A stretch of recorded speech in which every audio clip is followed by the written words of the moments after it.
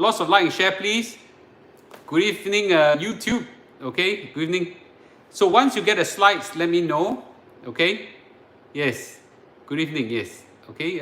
Why is my YouTube a little bit dark? So maybe I move forward a little bit. Okay. I'll move forward a little bit. You can't put out. Okay. Okay, good. Slides plus one. Slide plus one. Tonight will be a great, interesting, edutainment. Okay, edutainment. Education plus entertainment. Yes. Okay. Those on YouTube, can each of you please hit a like so that they will promote the video? Yes. Okay. Okay. So those of you who come in for handbags and shoes and clothes whatsoever, I'm sorry, tonight we're talking about finance, serious finance thing. So you might want to also join in. It's quite educational and entertaining. I hope.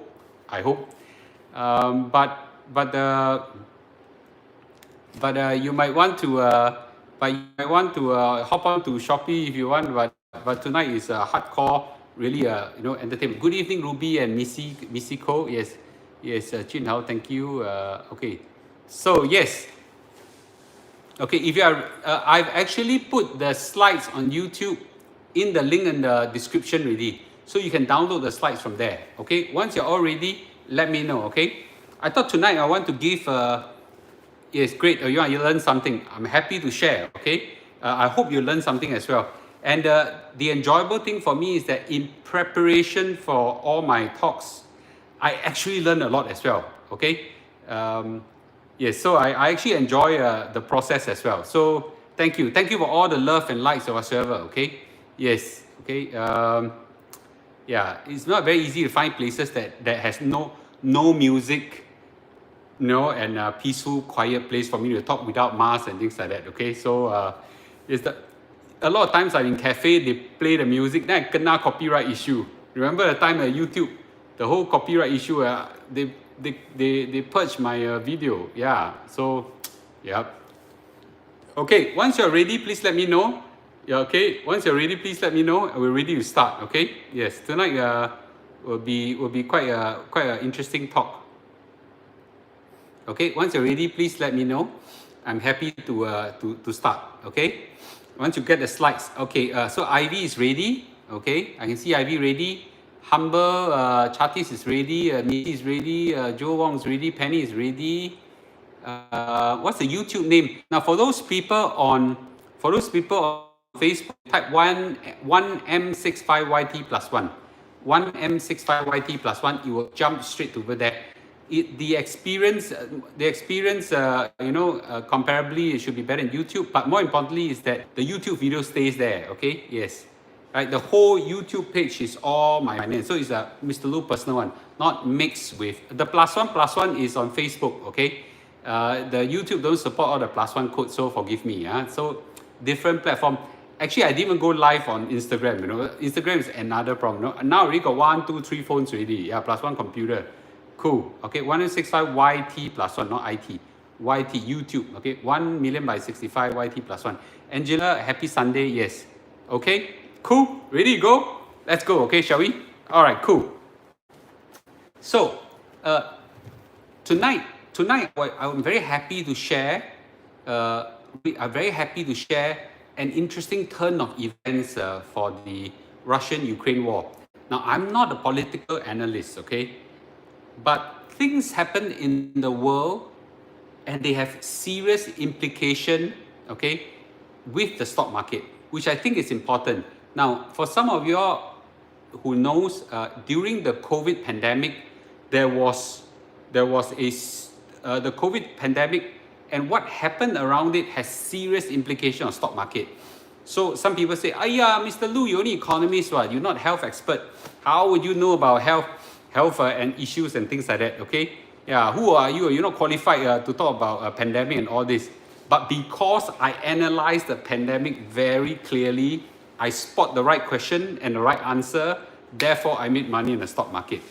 Now I have no choice but to do a similar thing for the Russian-Ukraine war.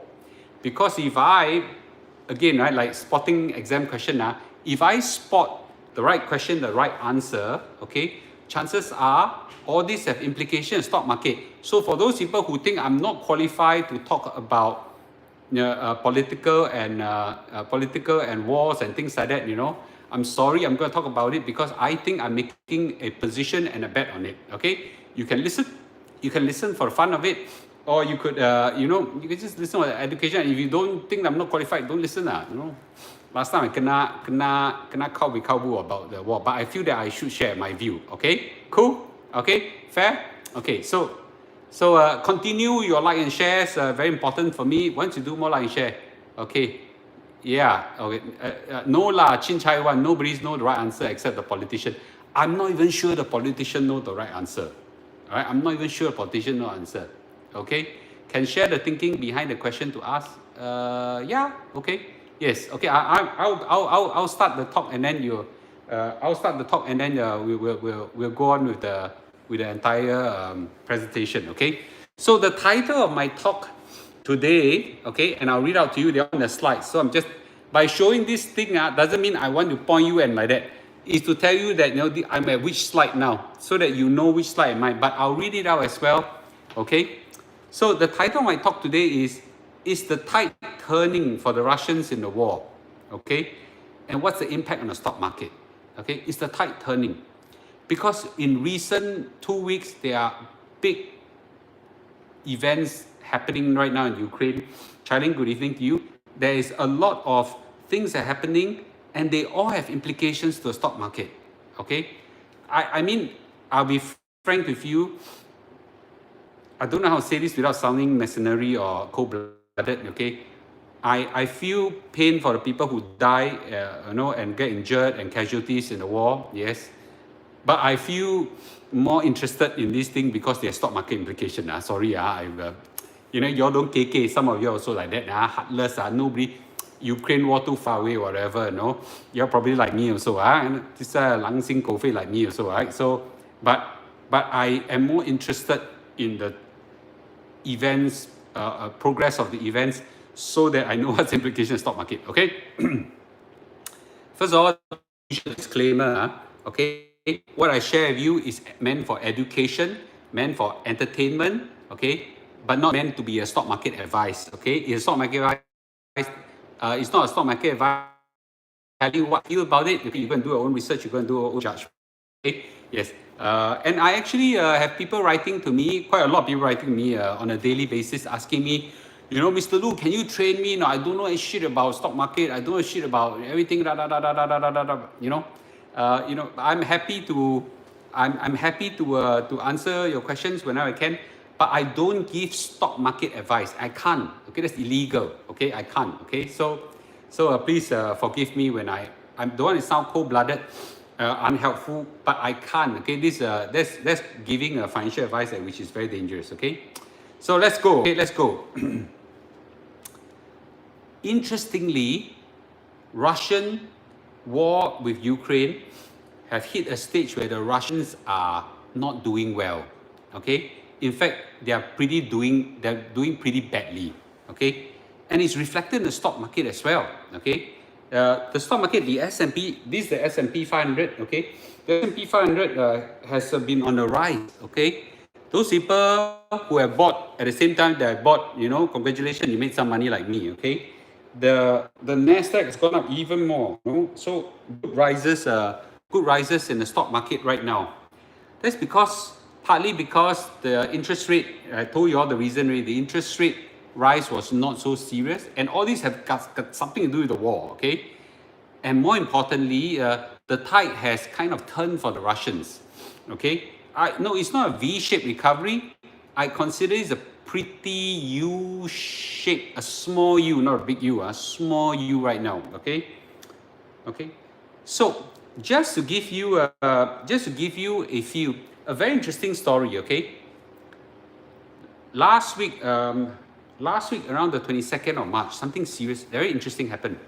A Russian tabloid came out and said and released the statistics.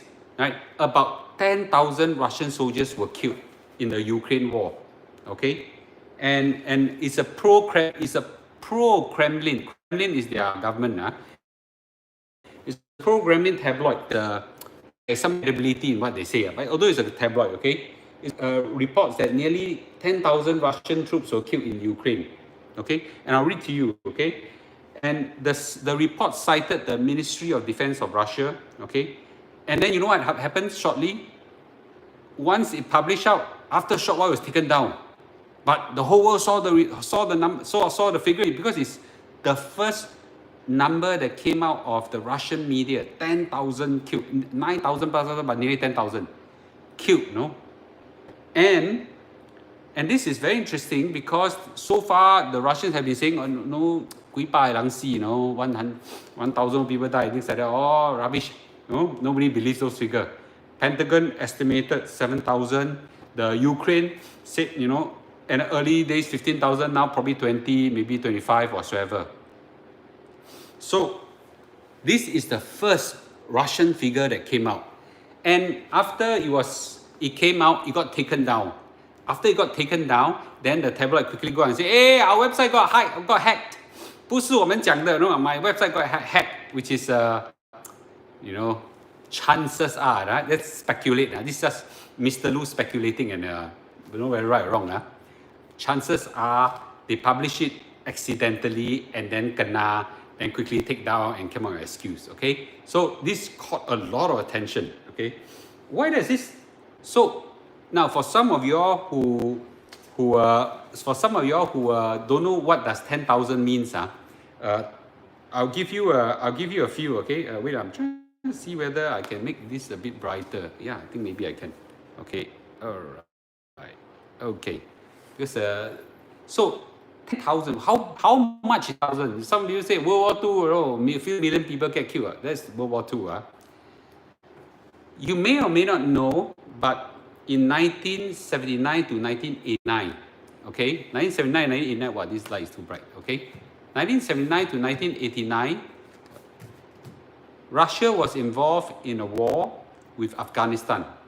What was the war about? How it started? Whatever. Don't bother. Okay. But Russia invaded Afghanistan from 1979 to 1989, 10 years. Guess how many soldiers died in that 10 years?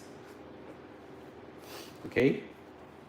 The death toll of the Afghanistan war for 10 years was 14,000. 14,000 Russian soldiers died in 10 years. I've got this reference here. This is a research paper and whatsoever. And you may not know, that time Russia was under the Russian Empire called the Soviet Union. And the Soviet Union then was a big mighty empire, right? Right after that, okay, when they pull our troops, the Soviet Union, together with other matters, but this is regarded as one of the critical matter, disintegrated. Today, the Soviet Union has disintegrated now into Russia, Kazakhstan, Ajistan, all the stan, and then Ukraine also one of them, Georgia and all this, all disintegrated. And that war, that one of the main reason, and not the only reason, was because they lost the war, okay? They lost the war in Afghanistan and lost 14,000 people. That's over 10 years. Now in 1 month, they lost 10,000 troops. The conservative estimate of the Pentagon was 7,000. And the 7,000 is calculated based on looking at how many, they use aerial photos and look, right, they can detect how many damaged vehicles.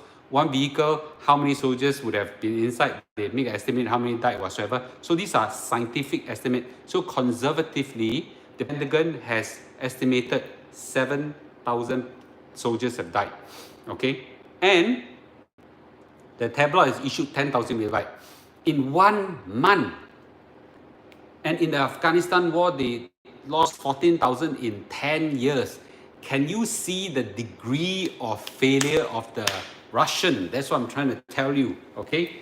And just give you, and I went to dig out a lot of research. This thing, a lot of research put in there. You can give me some more likes, especially those very new one on YouTube. There are 274, you only 100 give me likes. Can you give me like, I'll give you, a lot of research went into this. Please give me more likes and share and all this, please, okay? So this is the Russian war over 10 years in in Afghanistan, they lost 14,000, okay? And I already said that currently right now, they lost about 10,000. Very interestingly, they lost how many tanks? They lost 147 tanks, you know. They lost in the Soviet Union war with Afghanistan, they lost 147 tanks. Right now in Ukraine, how many have they lost? They already lost, okay, 111 tanks. This is an open source website that tracks the equipped losses. They already lost 111 tanks, which is very comparable to 10 years of losses, plus a hell of other vehicles whatsoever. Because in the war, you don't fight with bare hands, right? You fight with equipment, you fight with planes, you fight with whatever, right? So can you see that in the Soviet Union war of 10 years in Afghanistan, they lost 147 tanks. Tanks are one of the most important thing there.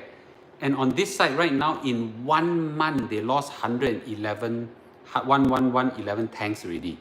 So what they took 10 years to lose, now they take only 1 month to lose.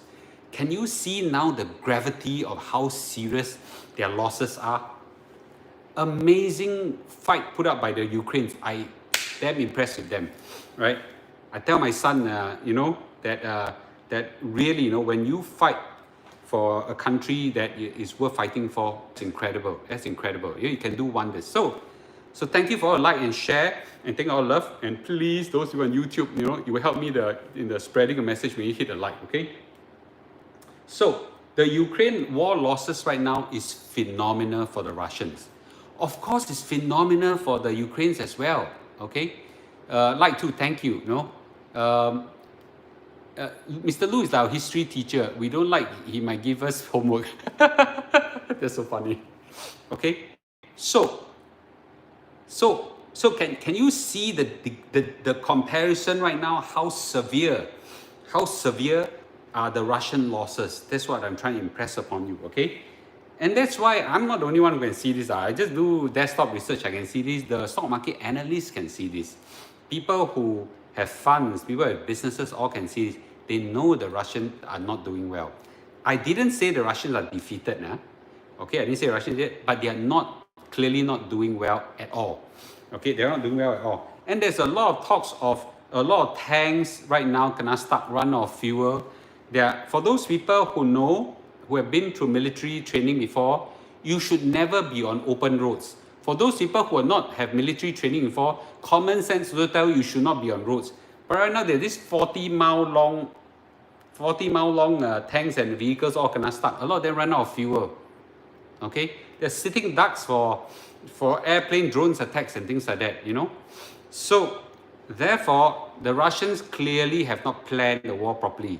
It is now rumored that the head of intelligence of Putin is now put under house arrest for giving poor intelligence. Okay, so knowing the experience, I'm sure the Russians have a lot of experience, but I think they clearly overestimated themselves and they underestimated the Ukraine. Okay, so well, they sent in 100,000 troops, 10,000 are dead. Now some people say they still got 90,000. Hey, 10,000 dead doesn't mean 90,000 can fight. Chances are when 10,000 are dead, 20,000, okay, are probably wounded. Plus one interesting thing that happened that I wanted to share with you. Very few people actually highlighted this, but there are a lot of Russian deserters, soldiers that desert. It's very serious, deserters. You know, in army, when you desert, it's death sentence. I think in SAF it's also like that. In war, you desert, you bang, you know, kill you, executor or something like that. In war, you cannot have desertion. Okay, so but you see, I'll give you an analogy. Okay, I give you an analogy, and this is a wrong analogy. So and it's just imaginary. Okay, imagine right now Singapore. Okay, Singapore were to invade, let's say Johor, for example. Okay, of course people will not be happy. Why the hell are you going to invade Johor for whatever the reason is, right? Very interestingly, if our troop was to go Johor, I'm sure half of you in your daily life have been to Johor Bahru, know where all the Tebrau city, you probably have friends there whatsoever, you know. You go until there, you feel so affinity, you know, and you probably have uncle, aunties there as well. You know what what you do if you're unhappy about war? You throw down a weapon, throw down tanks, you just walk to auntie's house and say, 我不要打了. This is exactly what happened. Ukraine and Russia are that close, like Singapore and JB, like that, you know. It's that close. A lot of the Ukrainians, okay, a lot of people in Ukraine are Russians. A lot of Russians were Ukraine. They have like just like Singapore and Malaysia. There's a lot of Malaysian in Singapore. So there are a lot of Malaysian in Singapore. There's a lot of Singaporeans in Malaysia. It is that close. It's mad to start this war. Yeah, it's mad to start this war. And now there's a lot of deserters right now in the Russian forces when they go Ukraine. It's very easy for them to desert. It's because they know the place very well. Just as Singaporeans now, 1st of April, no more VTL. Everybody can chong to Johor. I'm sure that they come when the clock struck 12. The queue all the way to the second link and first link will line up all the way for 5 kilometers. Okay, so you can see right now, okay, that the deserters are a lot. The casualties are a lot in the Russian. Okay, so interestingly, this is another news that many people don't see. It reflects something. Okay, up till today, there are 7 generals that died in Russia. Several generals. Generals are those with stars. In Singapore, there's not many generals. They're generals, but to reach 1 star is very difficult. In Russia, 7 generals have died. Okay. Now these are public figures. Okay. Got statistics show deserters. We don't have. I think there's no way we can tell. Okay. But I think anecdotally, a lot of news have came out about the deserters. Okay. The 7 generals have died. Okay. The 7 generals have died. Some people say general died, no big deal. Russia got so many generals. The question really is, why generals also die? For those people who know, and this is just gossipy, most generals are far behind. How can they die? The generals are so far behind. Who died? 9 generals dying right now. I didn't know the latest news. When I did the slides yesterday, I only researched 7 generals. Okay, 9 generals died. How can generals die one? The generals are always far behind, not in the front line. It's low-level soldiers like us. You know, I'm a captain in the Singapore Armed Forces in my reserve appointment. I'm not that high, but I'm not that low. But I can understand why I'm in the front line. I never see generals in the front line. They always come, shake hand with you, you know, how you guys training or whatsoever, and then they go behind or whatsoever. Right? They will be far behind, you know. Generals don't die. If generals die, it's reflective of something. Make a guess why generals die. Okay? Now is generals die and the political war analysts research and they came to this conclusion. It's simply because the generals die because as a general, for you to have good command and control, to know what's happening in the front line, you need all the troops to be well organized, okay? And one was killed by his own soldier. That's funny, okay? More importantly, the generals cannot find out what's happening in the front line because it's so disorganized right now. Yeah, they are so disorganized right now that the generals are forced to go to the front line to really know what's going on. I was a company commander in the Singapore Armed Forces. I've got 3 platoons under me. Our communications are usually very good, so we know what's going on everywhere. So command control. But at times, our communication will break down. Why either wires get cut or the communication don't work. Then I got to chong to and see what happened. Then I can control. The Russian soldiers, okay, are so disorganized right now. The communications are so bad right now. The generals are forced to go to the front line. And once they go to the front line, they become easy target for the Ukraine snipers and soldiers. Because most generals like to wear one big star and show off, as snipers, who do they pick up first? They pick up those people who stars, even though you don't have stars, something about generals, okay? I tell you something interesting about generals. For those ladies who don't know, generals always have a runner beside that has a long walkie-talkie, one antenna sticking out, okay? Very easy to identify generals or colonels, high-ranking one. So you don't shoot the guy with antenna, you shoot the guy who pass the phone to pass the walkie-talkie or signal set to the guy. The guy sure general. One sniper, 1-2 kilometers away, bam! Go and see his maker. That's how we identify generals. Quite interesting, right? Okay, interesting. Say something here. Some reaction. I'm having a bit of monologue here. Okay, I'm giving you. Hey, these are real. No, how xiao. I know I say like very entertainment. I did a hell of research on this thing. You think I can tell you a story just like that? I think Mr. Lu so smart.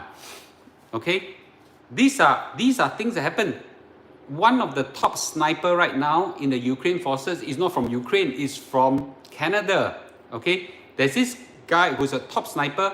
He can take out a target, okay, 3 kilometers away. 3 kilometers, that's amazing. And the Russian soldiers were trying to gun him down, and they spread rumors that he was being shot dead. Then he came alive on social media telling everybody, hey, it's rubbish, I'm still alive. Okay, very interesting, right? So what I'm trying to say is that the Russians are doing so badly, okay, that 7, and someone said 9, I cannot figure, I don't know about that one, 7 generals have died. The death of general is not a big deal because they can always promote someone else and things like that, and I'm sure Russia have a lot of generals. The death of the generals is a manifestation of how disorganized, okay, the Russian war progress is, okay. Generals should learn how to carry signal set. It's very funny, okay. Yeah, okay. So very interesting. Russian generals should use Zoom from home. That's actually also quite interesting. Now, this is this is Ukraine, okay. This is Russia, and they literally whack like that, okay. So the fringe cities are now all under attack. Where they make the most progress is on the south, and a few of the cities have been hit really badly, okay. There's a town called Kherson that was actually overrun and conquered, really.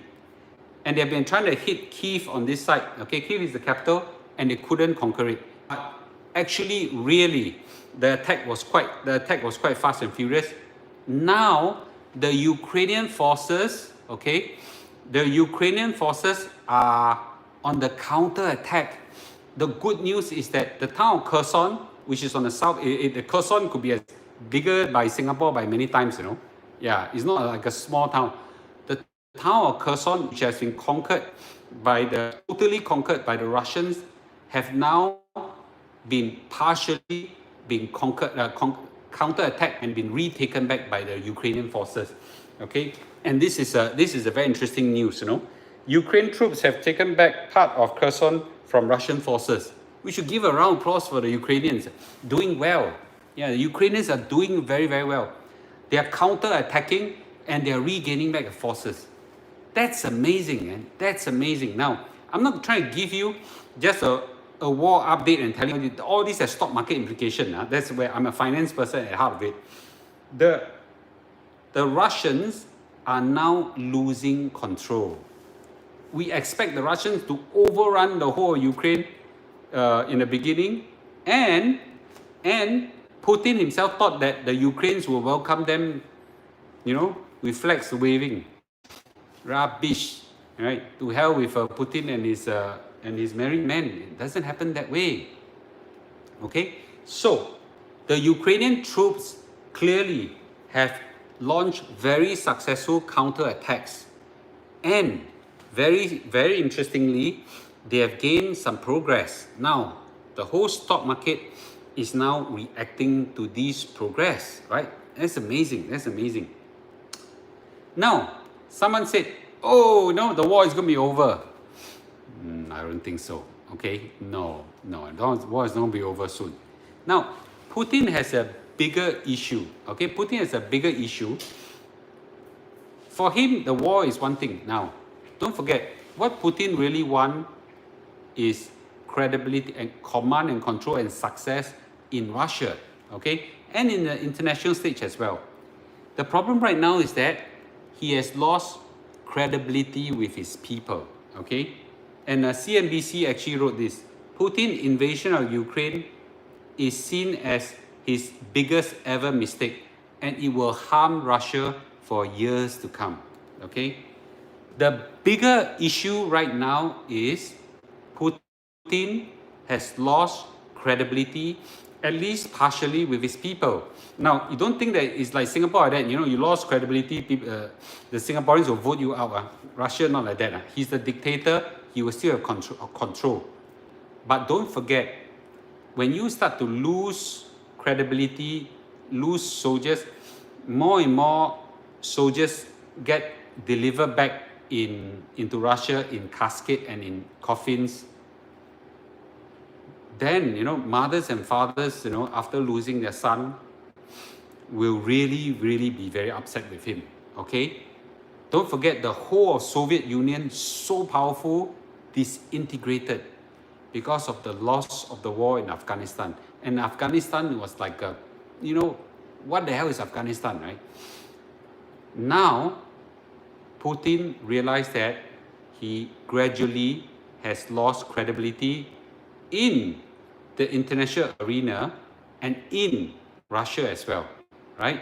And clearly the Ukrainians hate him. That's very interesting, right? That's very interesting. So now I hope I paint you a very interesting picture of what's happening, okay, in the Ukraine-Russian war. So I hope you understand, because I'm going to go next step to what we call scenario planning. What is likely to happen, okay? At this stage, I hope if you understand, can you all say I understand, or I click a like or whatever, so I understand. And YouTube, every time I say this, 416 of you, only 200 shares. Half of you haven't give a like. Can you please give a like? It will help to promote the video. Yes, thank you. Now, anything you don't understand, you can ask now, and I progress to the next stage, okay? The next, thank you for those who understand. Yes, thank you. And those, please hit the like as well. Because understanding the backdrop, okay, is important. Understanding the backdrop is important, okay? Now, let's do some scenario planning, shall we? Let's speculate what happens, okay? Thank you. Let's speculate. Now, I consider a optimistic scenario and a worst scenario, a pessimistic scenario, and maybe try to draw a realistic scenario. It can swing other ways. I'm not God, okay? But by doing a charting, we would know how the stock market will move.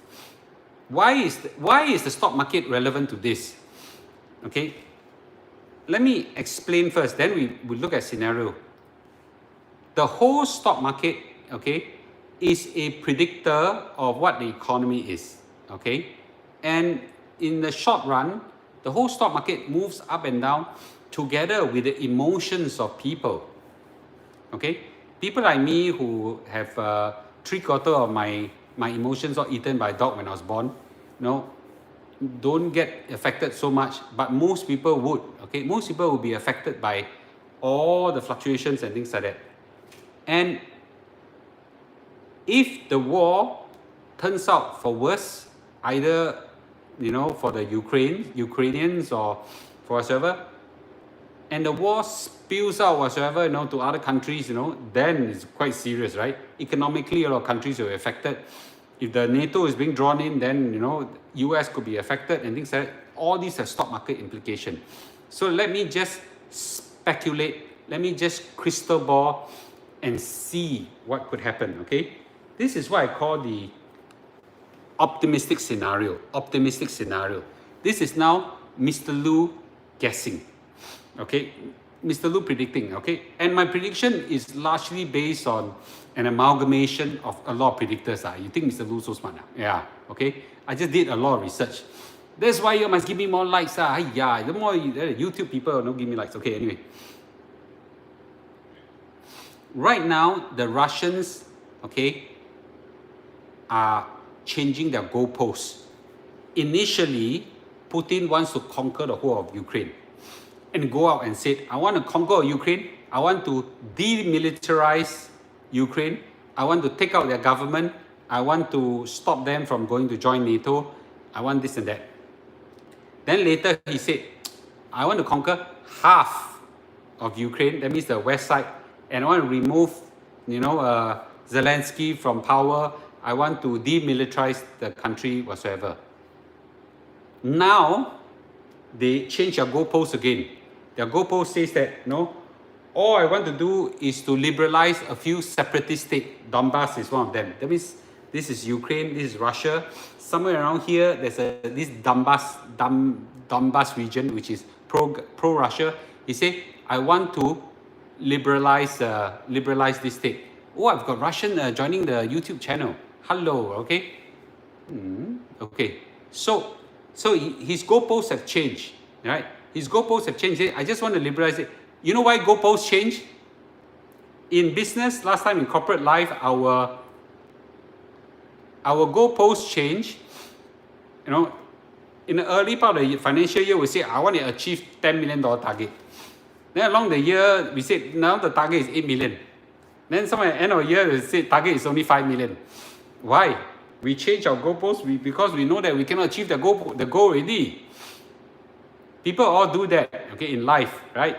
Your kids also manage that. Your kid probably in the early part of the year said, Papa, Mama, I get A+. Then later tell you, I think a bit tough. Maybe a high B or low A. Then later they said, I think B, realistically B. Realistically B. No, it's the same thing. Kids do that. Commercially, we do that. Politicians do that as well. So, Russian has already started changing their goalposts. Because they change their goalposts is good. They change their goalposts is because they know that by changing their goalposts, they have the way out.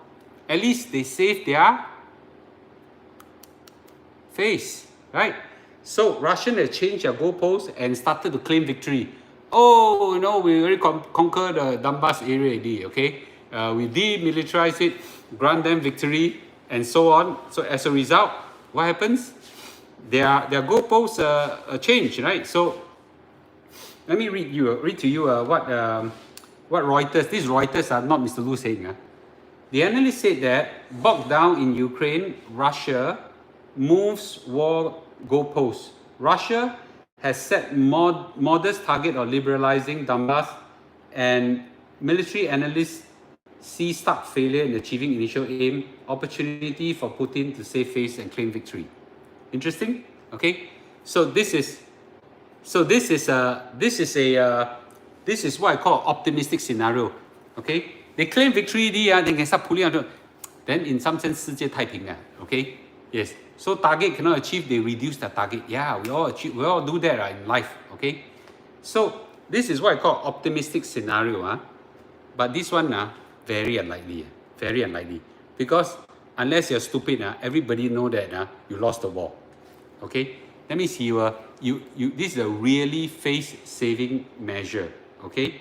So this one, okay, is what I call optimistic scenario. Can it happen? Yes. Are there signs of it happening? Yes. If this were to happen, very good news for the whole world. Then oil prices will start coming down. Then stability will return. Then the whole world, all the costs, inflationary pressure will be half and things like that, right? So a lot of all these scenarios are happening right now, betting that this could happen. But my view, this one, low chance. Okay, this is a optimistic view, not good chance. Okay, not good chance. What is the opposite of best case scenario? The opposite of best case scenario is a worst case scenario, right? It's what we call a Jalat scenario, right? Jalat scenario. Putin implements what we call a scorched earth approach. Scorched earth is a common military tactic. This one I borrow it, okay? It's a scorched earth approach and level many of the Ukrainian city. I don't think now is possible for them to conquer Ukraine anymore. I don't think so. But Putin could easily do a scorched earth. Scorched earth in the past was the military go in, burn down everything, right? And the Mongolians did that in many cities, kill everybody, burn out every city. They scorched means burn out every city. They scorched the whole city down to the earth. Already, some of the towns, not that small, has already been leveled already.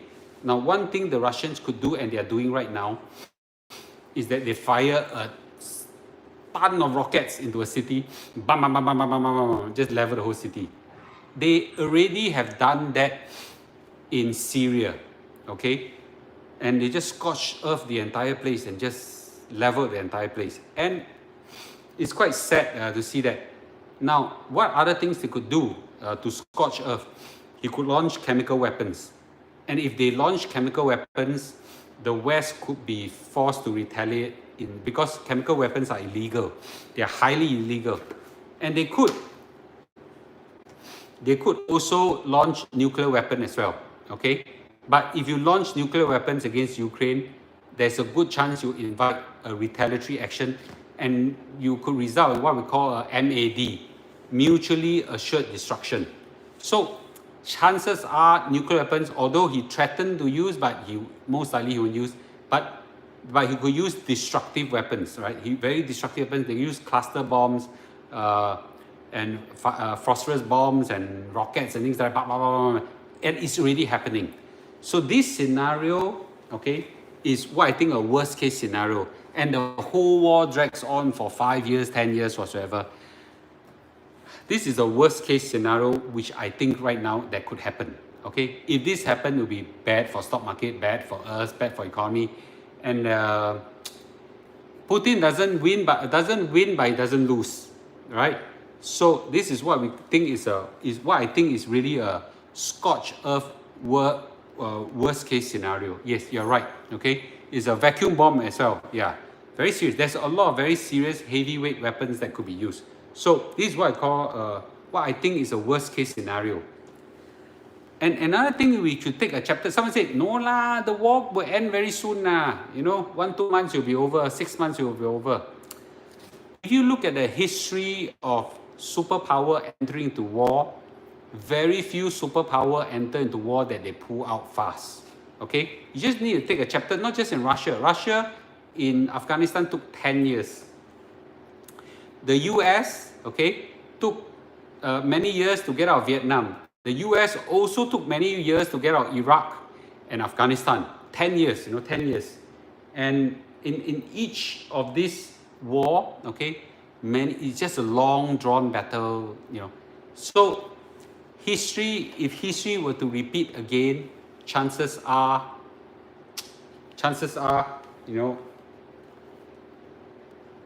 superpower have a poor record of ending wars early. Okay, so very unlikely that this war will end early.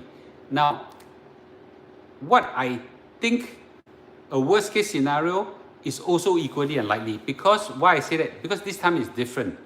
This time, I think that Putin is a lot smarter. Okay, a lot smarter than other guys.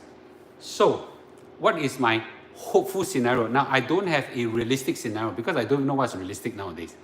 But I have one hopeful scenario. Okay, and this is not just mine because I researched a lot and I actually pull out. This is a pretty possible, okay, scenario. Okay. Will the West allow this to drag? The West have no control, absolutely no control of this. Okay, US and UK want to drag the war as long as possible. The UK don't have incentive, but the US have some incentive. Okay, but today we're not talking about who's the culprit of the war. I talked about that before. But I have a very interesting, hopeful scenario. Okay, yeah, you're right. Putin is very smart, so it's unlikely he wants to drag on a long war. Okay. My hopeful scenario is an internationally sanctioned peace process.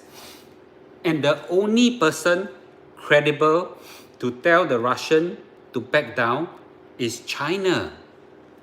China, so far, refused to be dragged into the war. You notice that China is a friend of Russia, and China is no friend of NATO. But yet China don't want to be dragged in a war. The Russian already asked China for help, okay? But the Chinese refuse to help, okay? They don't want to be dragged down into the war. So, yes, they clearly want to take advantage of the situation, but the current situation doesn't favor them. So, China realized that it is in China's interest to end this quickly because Europe is a big market for them. Yeah. So, in that sense, I think China as a mediator, there's a possibility, and I'm not the only one saying that, there are a lot of political analysts thinks that China or someone else could step in to create a internationally sanctioned peace settlement. Now, remember, when I, Russia, and you, Ukraine, come and talk, and either party give in is not face saving. But if a third party comes in and pull two hands together and handshake with them, that's different. That's that, I Putin, I give you Xi Jinping face. You notice the difference? Okay? If I give you Zelensky, come on, xiao mao xiao gu, who the hell you think you are? But, 大哥, say, give me some face lah, 给我一点面子, that's a different story altogether, right? So therefore, there are political analysts out there that says that there is a possibility of China step in, okay, and get a face. Yes, the French and the German president and prime minister try to step in. Putin don't give a damn about them nah. They already try to stop him from fighting before the war already. Yes. Okay. So much talking about the whole stock market. About the whole political scenarios right now. Okay, but let's think what happened to the stock market, because this is really our concern. We're only interested in stock market. Don't KK, you're very interested about the Ukrainian, Russian lives and things like that. Well, Singapore too far away. Okay, China will not be dragged into the sanction by the West because it don't want to. Okay, China is too dependent on the world, and China economy right now, if you ask the Chinese right now in China, the Chinese economy is super bad right now. Super bad right now. So they won't want to risk anymore. And don't forget, China is like that close to Omicron outbreak. How much can they be hit? They also don't want that. Anyway, the stock market, to my opinion, okay, have probably absorbed the following news already. Remember, the stock market reacts in anticipation of what happens around the world, whether it's a pandemic, economic, or the war. The first thing, the stock market by now already absorbed this news already. Number one, the stock market definitely absorbed the news that Russia will not be able to achieve the original intention of conquering the whole of Ukraine. That one is already done deal. They cannot, the stock market has already absorbed that news already. So you say, oh, Mr. Lu now say they don't really go and buy now. Too late already. Stock market already absorbed the news. The stock market has also absorbed the news that this war is likely going to be a long-drawn war. Long-drawn war, okay? So the stock market has probably accepted this as well. And for those people, nearly 600 of you, please add a like to my YouTube, please, okay? The economic sanctions that are now happening to Russia, supply chain disruptions, all these are already known and anticipated and already built into share prices already. So whatever happening now in the share prices, all these have been captured in the share price already. So don't try to, based on this news, now try to react. Too late. The interesting thing is that the Federal Reserve are unlikely to increase the interest rate aggressively for fear of recession. Okay, this news is also embedded into the stock market already. So all the news that are right here have all been captured in the stock market. So you cannot make money out of this news anymore. Okay, unlikely to make any money. So now the question then is, how do you make money out of this thing, right? Okay. The market will react to shocks and surprises. Okay. In shocks they go down phenomenally, and surprises go up phenomenally. Okay. New polo shirt, nice. It's just from Levi's. Okay. Yeah. Thank you. So the Ukraine war, the reaction of the Ukraine war, most likely, will be shocked or surprisingly uplifted by the following thing that can happen. Scenario number one, all unlikely, but let's say, okay, scenario one, a sudden end to the war. Because the whole stock market predicted to be in years, suddenly the war end, that news will have a big reaction to the stock market. Okay, what can happen? For example, I told you the China brokered peace treaty, or any country brokered peace treaty. Suddenly, a peace process happened.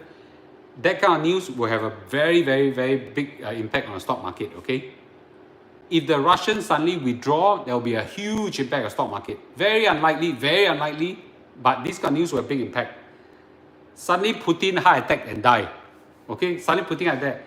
Some of you say this is only very unlikely. You may not realize this, but many leaders in wartime die early deaths. President Franklin D. Roosevelt in World War II, he died in 1944-45, near the end of the war. This pressure is tremendous. A few of the Israeli and Middle East president and prime minister died because those Middle Eastern war was so tragic. I think it's the Egyptian president died an early death, President Nasser, after he lost the 6-day war. Okay, you think it's karma? Maybe, but I just think positively that just stress is tremendous. War, no joke, stress. Now, so therefore, this kind of thing will have sudden impact to the stock market, and we gotta watch out for this kind of thing. Putin may be assassinated, maybe, okay, unlikely, but maybe, okay. So this kind of thing, we gotta watch out for this news. I'm educating you.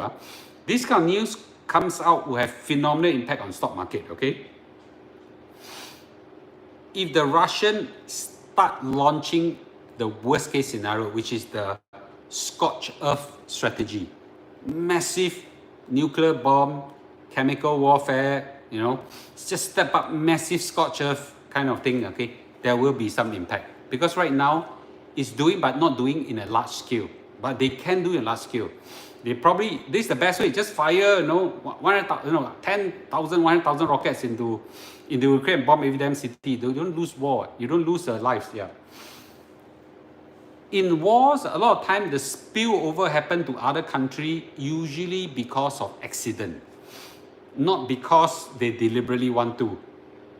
Accidentally, Poland was being attacked. Accidentally, one rocket launched in the wrong country in NATO, and NATO step up the attack on the other side and a war break out. That's nearly World War III already.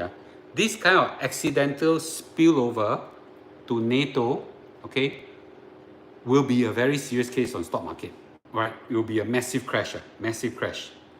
All these are highly unlikely, okay? Though not impossible.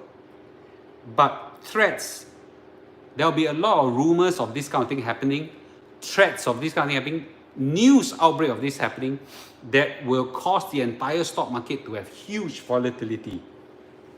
So therefore, all these news are coming out by the day, by the hour, whatever. So, Mr. Lu is watching all these things on a daily basis, okay?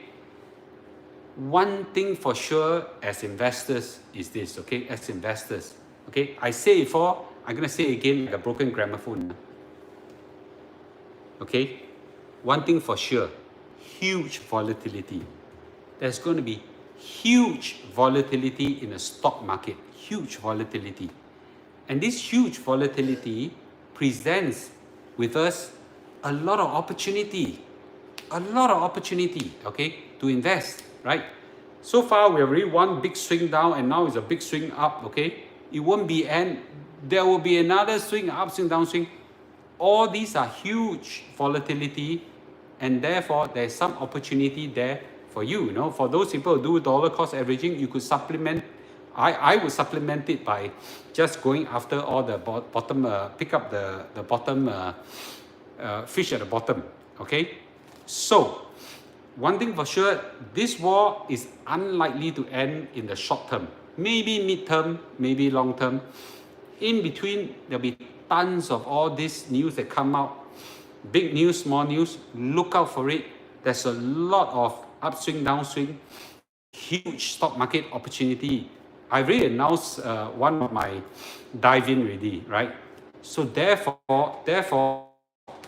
we should be constantly looking out for some of this likelihood. When the thing happen, well, I like to fish at the bottom. I'm not asking you to do it.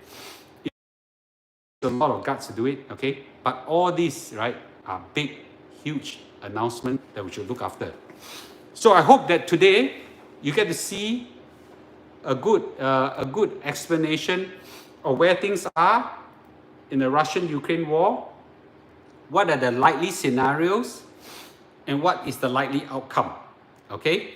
So I hope that if you find all this useful, okay, please start by giving me a like or a lot of likes, okay? And especially on YouTube, we are 600, nearly 700 of you all there. There only half of you all give me a like. Can you all please do that? Thank you. Okay, thank you, Roger. Really appreciate this. Okay, and I'll answer some questions right now. Okay, I don't want to hold back our Sunday night too long. Okay, yes, Mr. Lu, what's your thought on Singapore property market after the additional open border? I think the Singapore property market is set to rise, but I think the government will take a reaction. Okay, the Singapore property market is already rising. Mr. Lu, I'm new to investing and glad to have followed advice. Buying S&P 500 ETF, so much at right time. Thank you. Okay. I recently has shot an advertisement with Endowers. You should see it happening. Sorry, the questions come out fast and furious. And I remember, no, not this one. Okay. Why US will benefit from long war? Who make all the weapons? You look at the US dollar right now, it's shot to the roof. You see how the yen and euro has come down whatsoever. Okay. The Sing dollar is now pegged to the US, the Sing dollar is pegged to the US quite closely. That's why our Sing dollar is rising. I'm not sick. I have this sinus reaction when there's a cold. So I therefore, whenever I do this, I tend to do this. Yeah, but I'm not sick right now. Okay. How about 10 years inverted yield curve? I'm not a big predictor yield curve. Time to go holiday in Europe and London. Okay. Okay, yeah, so thanks for like and share. Mr. Lu, my serious question is, what kind of room are you in right now? Oh, got pedal floor. No, it's a table, yeah. What's the chance of stagflation? I think stagflation, I already explained that in my previous video. Certain region like Europe, the chances of stagflation is very high. In Singapore, a lot less, and in US, somewhat less as well. Can still buy the S&P 500 and Nasdaq. I cannot tell you what to do, but when the market bottoms, okay, I will jump in, okay? Yeah, I really jumped in, right? I already announced already, right? The day I already announced, now I'm jumping down. Bobby, I'm trying to look. Do you think market can go up when we have war rate going up, inflation, market can go all-time high? It's hard to say, but I think there'll be a hell of volatility. I see S&P going up again. What is driving this? All the good news that are happening right now in the Russian war, yeah. I already make all this analysis in previous video.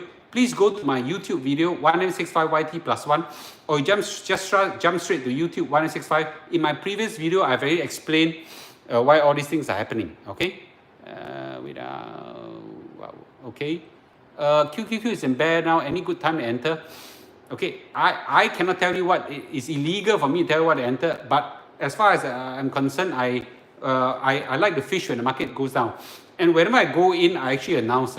So, yes. Will JPY be going down somewhat? I cannot predict currency. I'm not a currency predictor, okay? But I do think that I can understand why the US dollar has gone up quite a lot. Do you think the S&P 500 has bottomed? The S&P 500 over time goes like that. You will never bottom. Yeah.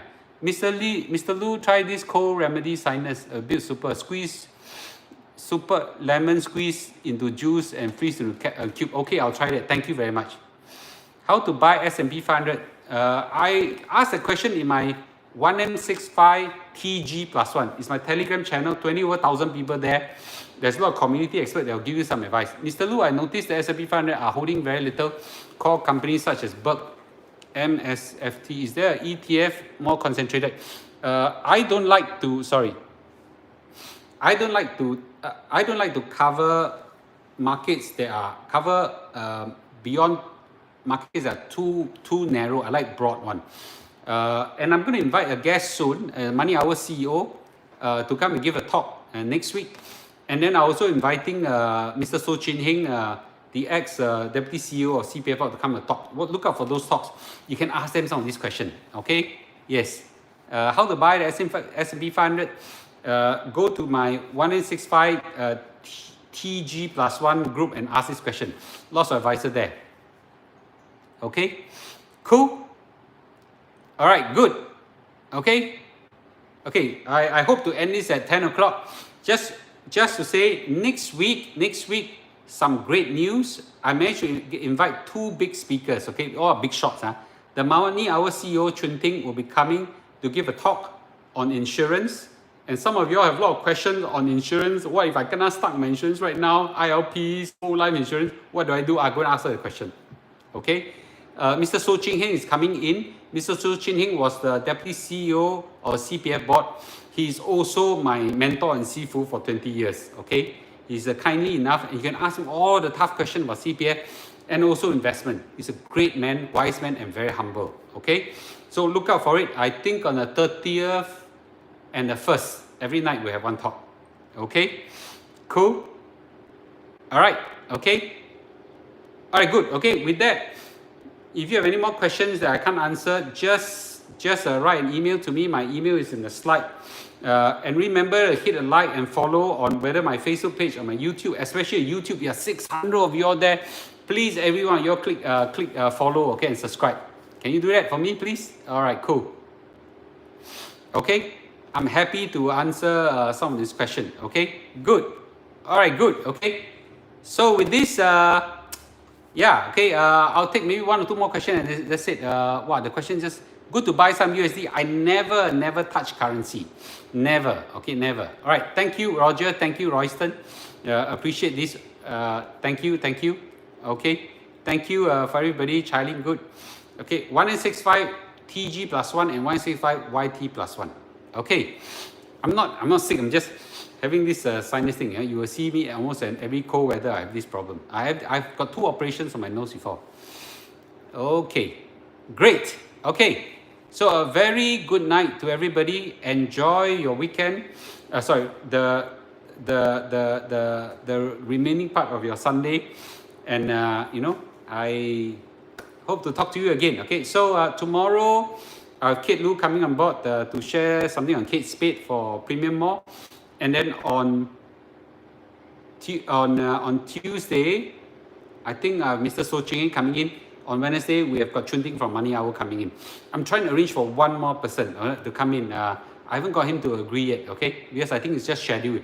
Not so much they are unable to make it. Not sure if they want to make it. Great. All right.